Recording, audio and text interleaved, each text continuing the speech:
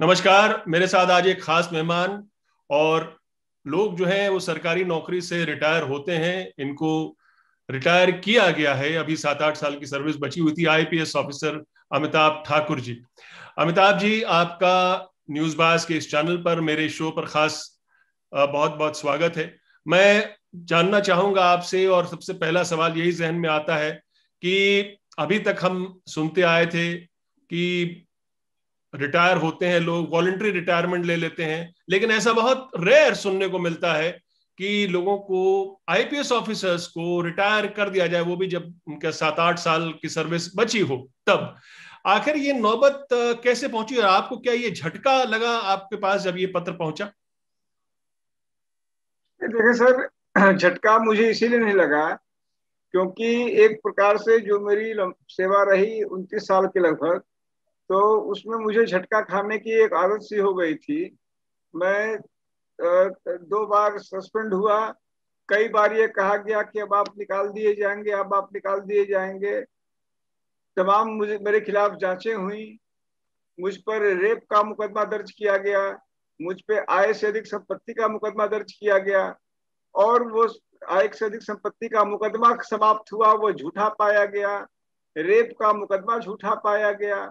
कई बार लगा कि मुझे जो है बिल्कुल ब्रिंक पे हूं, लेकिन चूंकि आरोप आरोप भी तमाम लगे, आरोप गलत भी साबित हुए, और उस प्रक्रिया से गुजरने के कारण एक अच्छा खासा मुझे इस हो गया था कि इस तरह की प्रक्रिया देखता रहता हूं, तो मुझे झटका नहीं लगा।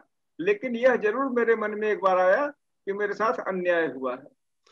ये आपके साथ कई सरकारों के दौरान हुआ है ऐसा, आप ये आपकी बातों से ये लग रहा है। और जो आपका पीछे हिस्ट्री है, आपकी शायद मुलायम सिंह और अखिलेश की भी सरकार थी, तब भी ऐसी कोई नौबत आई थी, और उनके साथ भी आपका टकराव हुआ था सरकार के साथ। तो क्या ये एक किसी भी अफसर के लिए, एक जो नौकरशाह है, जो आईपीएस है, जो आईएएस है, उसके लिए क्या सरकार से, पॉलिटिकल मास्टर्स से टकराव होना चाहिए, या उसको अवॉइड किया जाना चाहिए, या जरूरी होता है कभी कभी?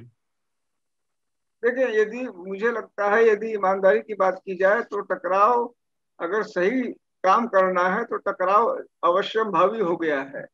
सही नहीं करना है तब तो टकराव नहीं होगा। जैसे मैं एक छोटा सा उदाहरण दूंगा, वो चीज मैं कभी नहीं भूल पाता। यहाँ मायावती मुख्यमंत्री थी, उनको एक सरकारी मकान मिला हुआ था। Mayawati as ex chief minister, वो चाह रही थी कि वो काफी बड़ा मकान था। वो चाह रही थी कि अगल बगल 4-5 और बंगले थे, वो भी काफी बड़े बड़े थे, वो सब तोड़ के उनका और बड़ा मकान बना दिया जाए। और वो सारे फंक्शनल बंगले थे। लेकिन मुझे इस बात की हमेशा टीस रहती है कि बड़े बड़े आईएएस अफसर जो चीफ सेक्रेटरी थे, फला थे, उन्होंने उस बात पे अंगूठा लगाया कि ये सब मकान जर्जर हैं, गिराने जाने योग्य हैं। वह अच्छे खासे मकान जिसमें मंत्री रह रहे थे उनको ढा दिया गया, और मायावती का भी अच्छा खासा मकान था, उसको तोड़ के वहां हवा महल बना दिया गया। तो जाहिर सी बात है, ये एक उदाहरण मैं कहूंगा। ऐसे ही सैफई में मुलायम सिंह जी ने वहां स्विमिंग पूल बना दिया, वो हमको लगा वो अकेले तैरते तैरते होंगे उसमें। तो अब और किसी न किसी अफसर ने ही उस पर अंगूठा लगाया होगा। तो यदि ईमानदारी से आप काम करेंगे तो टकराव होगा, नहीं करेंगे तो कोई कोई टकराव नहीं है। ऐसा क्यों हुआ आपके साथ भी कि आपने ये पाया कि एक अमिताभ ठाकुर ही बोलते हैं प्रशासन में, जहां उन्होंने गड़बड़ी देखी, चाहे वो नेताओं से चूक हुई हो या उनकी मनमानी हुई हो, और बोलने वाला सिर्फ एक शख्स था जिसका नाम था अमिताभ ठाकुर? क्या ऐसी नौबत आई थी, और ऐसा आपने क्यों समझा? आप क्या जरूरत से ज्यादा ईमानदार थे, उसकी सजा भुगत रहे हैं? देखिए, अब मैं ईमानदार हूं बेईमान हूं, यह मेरे ख्याल से मुझे कहने की जरूरत नहीं है, न मुझे कहने का अधिकार है।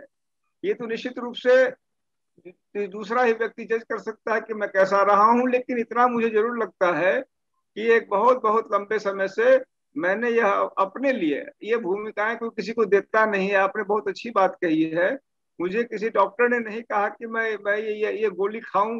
कि जैसे कि बहुत पहले मैंने एक फिल्म देखी थी गोविंदा की, जिसमें कहा था कि अब मैं सच ही बोलूंगा, और उसकी जो नौबत आई थी, गोविंदा बहुत पिटे थे उसमें जब से वो सच बोलना शुरू किए थे। क्योंकि मैं तो मैं झूठ भी नहीं बोलता। बहुत, हम्म। हाँ, क्योंकि मैं झूठ नहीं बोलता। तो वो कुछ कुछ नौबत मेरी जो है कि अगर कुछ दिखेगा, मैंने एक दिन अपने लिए तय किया कि कुछ दिखेगा तो मैं बोलूंगा। और उसके लिए मुझे कहने में कोई गुरेज नहीं कि मैंने भी बड़े लात खाए, लेकिन जितना लात खाता गया उतना मैं एक तरह से समझिए कि अगर आप ये शब्द मैं अपने लिए प्रयोग करूं, उतना मैं लतखोर होता गया उस रूप में कि मैं लात खाऊंगा लेकिन मैं बोलूंगा जरूर। मतलब तो मुझे और मुझे आप खुद मान रहे हैं आप बड़बोले थे, और आपको जो गलत देखते थे उसको उस पर बोलना आपका लाजमी था, और आपसे चुप नहीं रहा जा सकता था। ये क्या अफसर के लिए एक बेहतर क्वालिटी मानी जाएगी, खासतौर पे जो यूपी में और यूपी जैसे माहौल में, राजनीतिक माहौल में काम कर रहा हो? मुझे लगता है कि यदि और अफसर इस तरह के हो जाएंगे तो बहुत सारी गड़बड़ियां दूर हो जाएंगी, ऐसा मुझे लगता है। ये खास क्योंकि तौर पर बहुत ये। ही मैं तो बहुत ही जी जी, बोलें। आप बोले प्लीज। नहीं, मैं कह रहा था मैं लौट के आता हूँ इसी सवाल पे कि ये जो आज ये जो दिन चुना गया कि आपको अभी जो लेटर मिला है, इसकी कोई इमीडिएट वजह भी आप देख रहे हैं? आपने शायद अक्टूबर में, पिछले साल सितंबर में कुछ इस तरह का खत लिखा था भ्रष्टाचारियों के खिलाफ, 3 अफसरों के खिलाफ, आईपीएस में ही, आपकी पुलिस सेवा में ही। तो क्या ये उसका डायरेक्ट फॉल आउट माना जा सकता है इसको? क्या था वो केस, बताएंगे जरा? बिल्कुल। देखिए पहले तो वह केस ये था कि एक पर्टिकुलर केस की अगर बात करें तो मुझे किसी ने तीन, वो सब इस समय एडीजी आईजी हैं और सब बड़े बड़े जगहों पे तैनात हैं, अच्छे जगहों पे, सब बड़े अच्छे, all of them are considered good officer, जिसको हमारे यहाँ एक शब्द है गुड ऑफिसर। मैं देखता हूँ ये गुड ऑफिसर भी बड़ा एक भ्रामक शब्द है, और मुझे तो जो है उसमें अच्छे खासे सब जितने जो सफेद पोश है सब गुड ऑफिसर दिखते हैं, जब तक कागज न रंगा हो गया हो। और सबसे ज्यादा रंगा हुआ कागज मेरा है, मेरे तो मतलब हर चीज ही बैड ही बैड है। लेकिन मुझे इस बात का कोई मलाल नहीं है कि मैं, मेरा सब कुछ रंगा हुआ है। तो जहां तक उन गुड अफसर्स की बात थी, उनके बारे में यह था कि उनकी फला जगह, उसमें साक्ष्य सहित थे कि फला जगह उनकी बेनामी संपत्ति है, एक सहकारी बैंक था, उस बैंक में इनकी प्रॉपर्टीज है, तमाम चीजें उसमें लिखी थी। हमने अपने डीजीपी को कहा था कि भैया इनको देखिए ये क्या मामला है। मुझे किसी ने गुमनाम, चूंकि कई लोग जानते हैं कि मैं इस तरह के काम करता हूँ, तो गुमनाम चिट्ठियां, गुमनाम इंफॉर्मेशन भेजते रहते हैं। मैंने वह गुमनाम इंफॉर्मेशन जो थी उसको लिपिबद्ध करके अपने डीजीपी को कहा, उनके खिलाफ कोई कार्रवाई नहीं हुई। दूसरा एक और अगर आप मुझे 1 मिनट दें, तो एक चंदौली हमारे यहाँ एक जिला है, जी बिहार बॉर्डर का जिला है, वहां पर एक थाना है मुगल सराय। वहां के मुझे एक एक एक वसूली लिस्ट होती है थानों में, जिसमें होता है कि किस किस मद बोलते हैं हमारे यहाँ, किस किस जगह से क्या क्या अमाउंट प्राप्त होगा। मुझे एक व्यक्ति ने एक एक वहां का एक वसूली लिस्ट भेजा, जिसमें 36 लाख या कितना पर मंथ की आमदनी उसमें बताई गई थी थाने की। मैंने उसको जो है ट्विटर के माध्यम से गवर्नमेंट को भी शेयर किया। गवर्नमेंट उसमें मेरे ख्याल से थाना थानेदार को ट्रांसफर करने के अलावा कोई कार्रवाई नहीं हुई। मुझसे जरूर मेरे खिलाफ विभागीय जांच शुरू कर दी गई कि आपने उसको ट्विटर पे क्यों शेयर किया, क्योंकि उससे इंफॉर्मेशन लीक हो गई। आप मैंने कहा किस तरह की उम्मीद कर रहे थे कि प्रशासन या आपके सीनियर अफसर या जो पॉलिटिकल मास्टर्स है वो किस तरह की कार्रवाई करेंगे? थाना इंचार्ज को हटाया, आप किस तरह की उम्मीद कर रहे थे कार्रवाई की? देखिए मैं यही कहना चाहूंगा कि उसमें मैंने, मेरे पास रिकॉर्ड है जिसमें विजिलेंस जो है हमारे यहाँ, विजिलेंस के एक डीआईजी मौके पे गए, उन्होंने बकायदा पाया, इनफैक्ट पाया कि वो लिस्ट कोई यह नहीं कि हवा हवाई थी। मान लीजिए मैं कोई लिस्ट बना दूं, उसमें उसने पाया कि हाँ इस तरह के लोग मौजूद हैं। उन्होंने पाया कि हाँ ये लोग गलत धंधा करते हैं, उन्होंने पाया कि हाँ इनसे पैसे लेने की शिकायतें हैं। This facts were established. इसके बाद भी अब आप तो खुद ही समझा जा रहा है with your kind of experience and wisdom and knowledge कि अगर मान ली ये चीजें आ रही हैं तो some definite action should have been taken. यह तो नहीं कि मान लीजिए आपने ट्रांसफर कर दिया, मेरे आपने मुझे तो निकाल दिया, नौकरी से निकाल दिया, अच्छी खासी नौकरी मेरी बची थी। एक आदमी जैसे वहां एसपी रहे होंगे, डीआईजी रहे होंगे, और ये सब उसमें शामिल के फैक्ट्स आए, आपने कुछ नहीं किया। I find find it a very dichotomous situation. नहीं, क्योंकि हम तो ऐसा सुनते आए हैं पिछले सालों में कि बड़ी क्लीन सरकार है, करप्शन फ्री सरकार है, हम ऐसी सरकार देंगे, क्लीन सरकार देंगे, इस तरह से करते हुए 4 साल तो हो गए। मैं योगी प्रशासन की ही बात कर रहा हूँ। और लेकिन आपका टकराव पहले भी होता रहा है, पहले की सरकारों से भी। मैं योगी प्रशासन के इन 4 सालों की ही बात करता हूं। तो आपने इसी दौरान करप्शन के कुछ केसेस आपने कहा कि आपने उजागर किए और उसका शायद आपको दंड भुगतना पड़ रहा है, क्या मैं यही समझूं? निश्चित रूप से वो उसका भी दंड भुगतना पड़ रहा है, इसमें कोई शक नहीं है। और हमारे साथ जैसे कि ये कहते हैं कि करेले पर नीम चढ़ाया, जो कहावत है, तो मेरी वाइफ भी चूंकि एक्टिविस्ट हैं, तो यदि मैं करेला हूं तो वह नीम बन जाती है, उनका भी चढ़ावा वहीं पे चढ़ जाता है। तो जैसे उदाहरण के लिए कुछ दिन पहले उन्होंने, यहाँ के चीफ सेक्रेटरी हैं, तो चीफ सेक्रेटरी के बारे में उन्हें डेफिनेट इंफॉर्मेशन सब फैक्ट्स दिए गए। किस लोगों ने बताया कि मैं यहाँ पर अब मैन पावर को लेके कई सारे, चूंकि अब एक नया सिस्टम हो गया है कि जो एडहॉक जो अपॉइंटमेंट्स होते हैं, क्या बोलते हैं उसको, जो बाहर से लोग लिए आते हैं, आउटसोर्सिंग वाला। तो ये कहा गया कि आउटसोर्सिंग में ही है, उनका एक खास आदमी है जो कि काफी कुछ जो है उसको गलत काम मिल रहा है, and chief secretary himself is involve. ऐसे करके डेफिनेट फैक्ट्स इंफॉर्मेशन के साथ हमारी वाइफ को एक कंप्लेंट आई। मेरी वाइफ ने वह कंप्लेंट भेजी, उसको कंप्लेंट को भेजे 3-4 महीने बीत गए, नो इट हैज, उसका कॉग्निजेंस भी नहीं लिया गया है, एज इफ की कोई शिकायत ही नहीं मिली। मेरा कहना है कि यदि वो शिकायत थी तो अगर उस पर जांच होती, गलत होता तो इनके खिलाफ भी मान ली जो लीगल एक्शन जो चीफ सेक्रेटरी है लेते नहीं लेते। मेरे कहने का मतलब ये है सर कि टू माय अंडरस्टैंडिंग ये सेलेक्टिव और दिखावटी एक्शन है।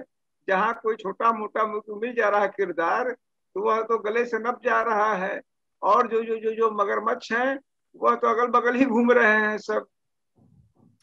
अमूमन होता ही है कि किसी अफसर को वॉलंटरीली या तो रिटायरमेंट ले लेता है, या इसलिए हटाया जाता है जल्दी नौकरी से कि भाई कंडक्ट उसका ठीक नहीं है, कुछ सरकारी प्रावधानों का दुरुपयोग कर रहा है। लेकिन यहाँ पर आप जो कारण बता रहे हैं, जो कारण मुझे समझ में आ रहे हैं, और जो कुछ उसमें से पब्लिक डोमेन में भी है, वो कुछ अलग हैं। और आप शायद पहली बार ऐसा हुआ होगा कि भले ही इतने सीनियर अफसर को पहले सेवानिवृत्त कर दिया गया और उसने अपने घर के बाहर नेम प्लेट पे लिख दिया हो जबरिया रिटायर्ड, ये आपको कैसे सूझी? ये भी एक तरह का, आप क्या, आपका गुस्सा है, गुस्से का इजहार है, या ये बताने की कोशिश है कि अभी कहानी खत्म नहीं हुई है, अभी स्टोरी बाकी है, पिक्चर बाकी है अभी?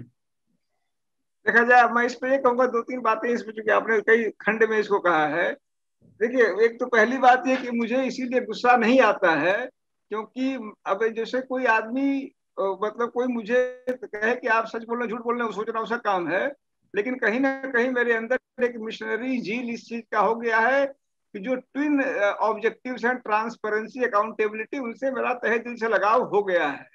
एक प्रकार की मोहब्बत सी हो गई है उन दोनों से।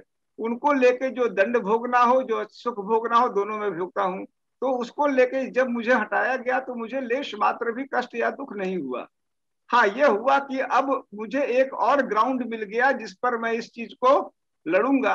अगर मुझे अवसर मिला, यदि मतलब मेरे पास फैक्ट्स और डॉक्यूमेंट्स आए कि आखिर आपने 420, हमारे यहाँ 420 आईपीएस अफसर है, ये संख्या भी अपने आप में जो है थोड़ी सी मतलब सिंबॉलिक है।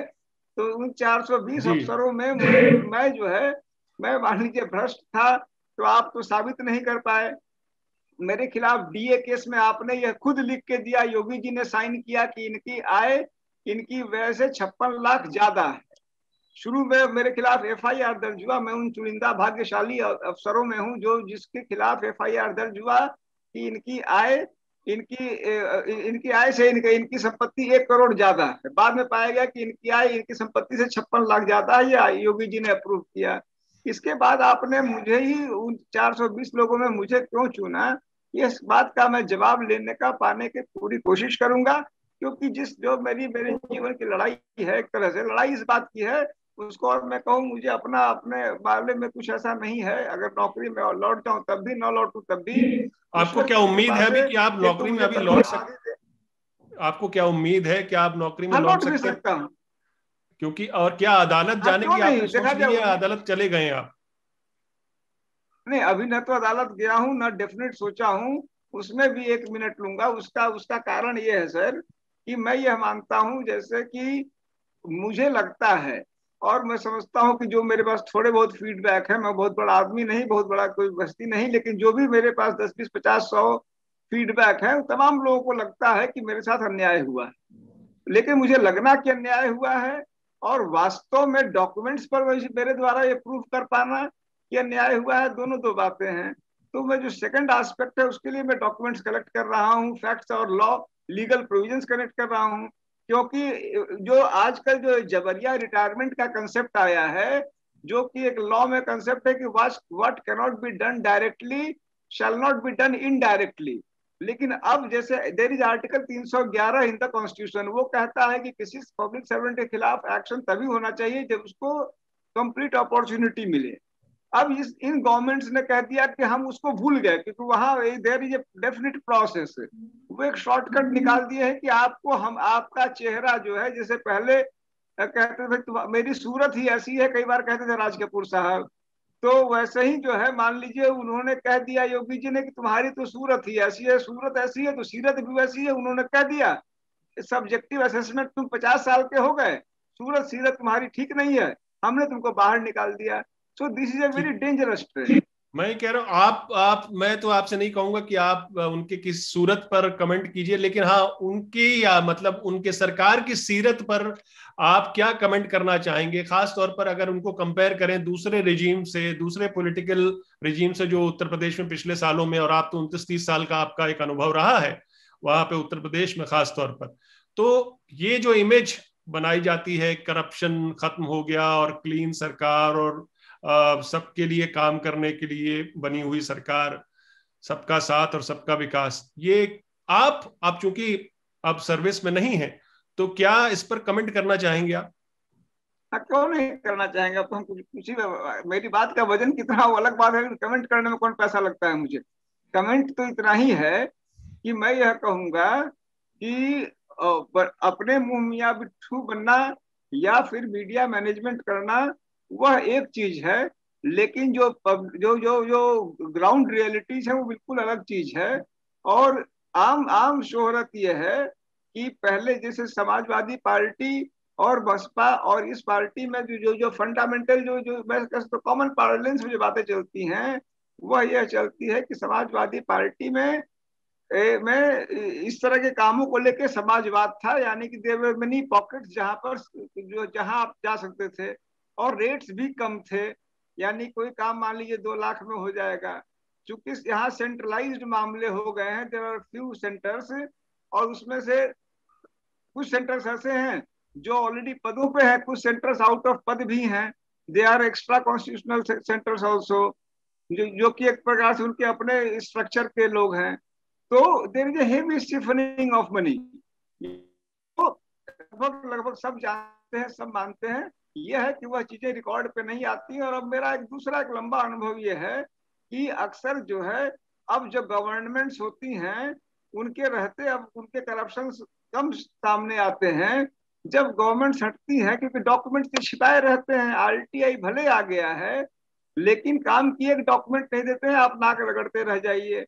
कुछ ऐसा दुर्भाग्य हुआ कि सूचना आयोग जो है they have become an extended arms of the government. आप उनके यहाँ जाइए, वो 6-6 महीने का डेट लगा देते हैं।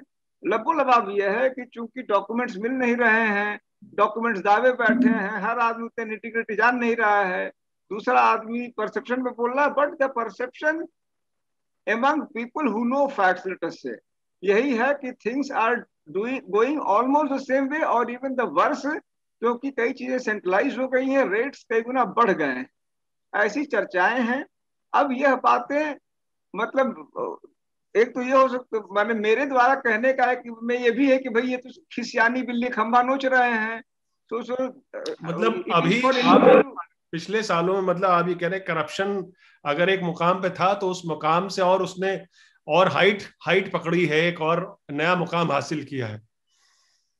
नहीं, आपने बहुत अच्छे शब्दों में उसको व्यक्त किया है।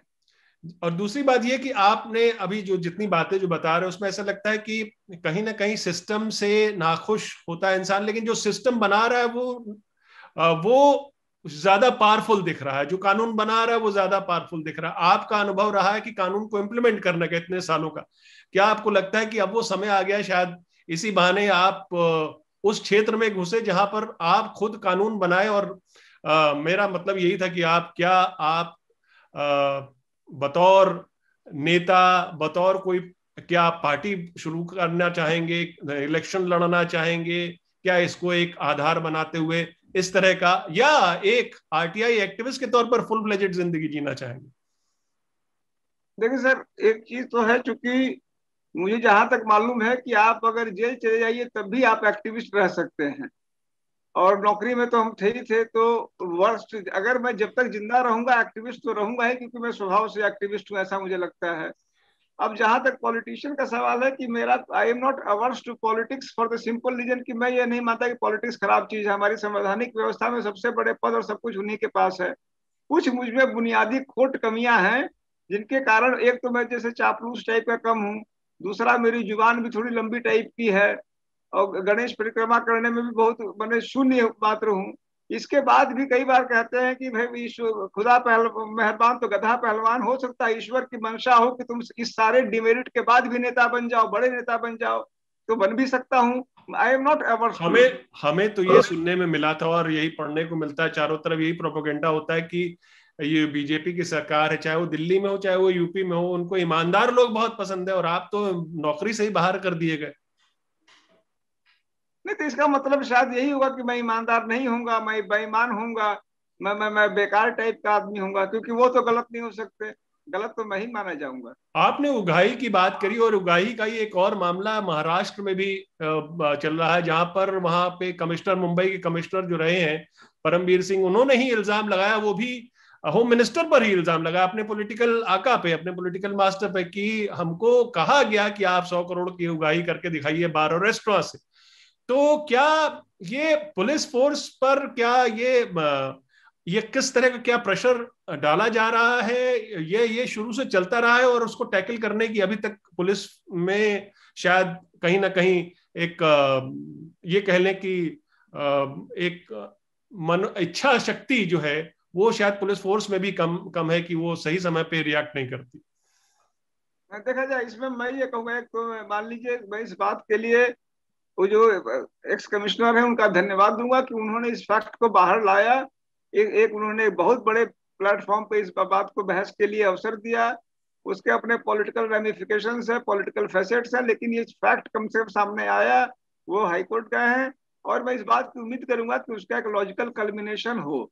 एक तो ये है, और दूसरा ये है कि आपने पुलिस कहा, मैं उसको यहाँ भी थोड़ा एक्सटेंड करना चाहूंगा कि पुलिस ही नहीं, जो ब्यूरोक्रेटिक सेटअप है वही मुझे लगता है कि नेताओं को मोटाने का, जैसे कि अगर जैसे हम लोग हमारे यहाँ बिहार में मूस बोलते हैं, जिसको आप लोग चूहा बोलते हैं, हम लोग बिहार में मूस बोलते हैं। तो मूस मोटाता तभी है जब वो सरकार में आता है। आप किसी भी पॉलिटिकल आदमी को देख लीजिए, जब वो सत्ता के बाहर होता है, जैसे चिपका हुआ आम होता है, तो वो चिपके हुए आम की तरह चला होता हो जाता है, और सत्ता में ही आते वो बेंग की तरह, हमारे यहाँ बेंग मेंढक को बोलते हैं, बेंग की तरह फूल जाता है। तो जो फुलाने और पिचकाने का काम है वो कौन कर रहा है? वो हम ही लोग तो कर रहे हैं। हम ही उनको बेंग फुला दे रहे हैं, हम ही उनको पिचके हुए आम बना दे रहे हैं। क्योंकि सारा सिफनिंग और तो यही चल मैं रहा है। मैं खास तौर पर पिछले सालों में जो पुलिस प्रशासन, यूपी के पुलिस प्रशासन पर इल्जाम आरोप लगते रहे हैं, कभी रेप एक्यूज को डिफेंड करने के, कभी खास तौर पर बहुत सारे केसेस रेप के भी हुए हैं, और उस पर किस तरह का पुलिस का रिएक्शन रहा है, किस तरह से उसने चीजों को ग्राउंड पर समेटने की कोशिश की है, वो भी ध्यान में आया है, चाहे वो कोई भी केस हो, हाल फिलहाल का या 2 साल पहले का। तो क्या आपको लगता है कि ये प्रशासन की कमजोरी है, या ये एक पुलिस बल में कहीं ना कहीं खामी है, कि वो बस ऑर्डर लेना तो जानता है विदाउट एनी क्वेश्चन, आपने गलत सही नहीं देखिए देख रहा? सेकंड बात जो कहे, आपने सेकंड बात कही, मैं उससे पूरी तरह सहमत हूँ। और उसमें एक्चुअली मेन बात इतनी है कि जो अपना लालच है, वह लालच इतना ज्यादा हावी है। और मुझे जैसे मान लीजिए कि हमारे यहाँ जो जिसको जिसको हम लोग मलाईदार शब्द कह सकते हैं, मलाईदार पद सीमित होते हैं। जैसे मान लीजिए थाना अध्यक्ष है, वह लाखों में रहेगा, उसको हटा के दरोगा बना दीजिए, तो वह वही मान लीजिए वो भूखमरी का शिकार हो जाएगा वो वहीं पर। तो भूखमरी का शिकार ना हो पाए, वो वेल फिट रह पावे, उसके लिए वह कुछ भी करने को तैयार है। डीजी साहब कुछ भी करने को तैयार है, कुछ भी मतलब कुछ भी, anything. Anything means murdering the other party, anything means eliminating any nice person, framing any person, कुछ भी मतलब कुछ भी। और यही मैंने आपके साथ अपनी भी आप हुआ है। अब मैं देखो, कम से कम मेरे साथ कुछ मामलों में तो 100 से मान लीजिए, मेरे ऊपर जब आय से अधिक संपत्ति का मुकदमा दर्ज हुआ, या फिर जब रेप का मुकदमा दर्ज हुआ, तो उस रेप के केस को everyone in the state knew that it was a completely false case. लेकिन चूंकि कहा गया कि इनको रेप अक्यूज बनाना है, 7 महीना से एक एक्चुअली गायत्री प्रजापति हमारे यहाँ एक मिनिस्टर थे, इस समय जेल में हैं। वो जो है वो खनन मंत्री थे, हमारी वाइफ उनके खिलाफ काफी लंबे समय से स्ट्रगल कर रही थी कई चीजों को लेके। तो उन्होंने एक महिला को खड़ा किया था, बाद में उस महिला ने स्वीकार किया कि हमको 8 लाख रुपया और 2 नौकरी की बात कही गई थी। 8 लाख रुपया दिया प्रजापति जी ने, लेकिन 2 सरकारी नौकरी नहीं दिया। उसी के लिए उन्होंने कहना शुरू कर दिया कि मैंने अपने घर में अपनी पत्नी के सपोर्ट से उससे रेप किया, और उसका एफआईआर दर्ज हुआ। तो अब जो डीजीपी एक अपने फेलो आईपीएस के खिलाफ रेप का मुकदमा दर्ज कर सकता है, आप समझ लें कि सिस्टम क्या है। मैं आपसे एक आखिरी सवाल ये पूछना चाहूंगा कि आप आगे अगर आपका से पूछा जाए कि भाई सुझाव क्या होगा कि जो पुलिस प्रशासन और सरकार के बीच में समन्वय बिठाने का और बेहतर तालमेल बिठाने का अगर कोई एक उपाय आपसे पूछा जाए, वो क्या होगा? या पुलिस बल में एक ऐसे कौन से रिफॉर्म, एक ऐसा कौन सा रिफॉर्म चाहते हैं जिससे इसमें सुधार आए इस पूरी प्रक्रिया में, तो आप क्या कहेंगे? इसमें पहला तो ये कहूंगा कि मैं ये नहीं चाहता कि पुलिस बल और सरकार में कोई रिलेशनशिप में बेहतरी हो। ऑलरेडी बहुत बेहतर है, दोनों एक तालमेल में चल रहे हैं। मेरे ख्याल से उसकी जगह ज्यादा जरूरी है कि पुलिस में अगर सुधार होना है, तो मैं एक अगर चीज मुझे मेरे ख्याल से करना हो, तो वो यह होगा कि पुलिस बल में मैसिव इंक्रीज हो। क्योंकि जेन्युइनली पुलिस बल में बहुत ज्यादा कमी है, और इसके कारण जो वर्क आवर्स वगैरह हैं और जो जो दिक्कतें हैं, कुछ लोग तो बेईमानी कर रहे हैं अलग बात है, लेकिन एक बहुत बड़ा सेक्शन जो जो जो या तो मिडवे चल रहा है या ऑनेस्ट वे लगभग चल रहा है, वो बहुत ही पीड़ित प्रताड़ित है। उसके कारण पुलिस की एफिशिएंसी बहुत ज्यादा प्रभावित होती है। बहुत बहुत शुक्रिया अमिताभ जी हमसे बात करने के लिए। और जी हम सर। यही चाहेंगे कि आप जो भी काम करें पूरी ईमानदारी से करें, पूरी निष्ठा से करें। और आपसे आइंदा भी बात होती रहेगी कुछ अलग मुद्दों पर भी। और आज थैंक यू। बातचीत करने के लिए बहुत बहुत शुक्रिया। Thank you.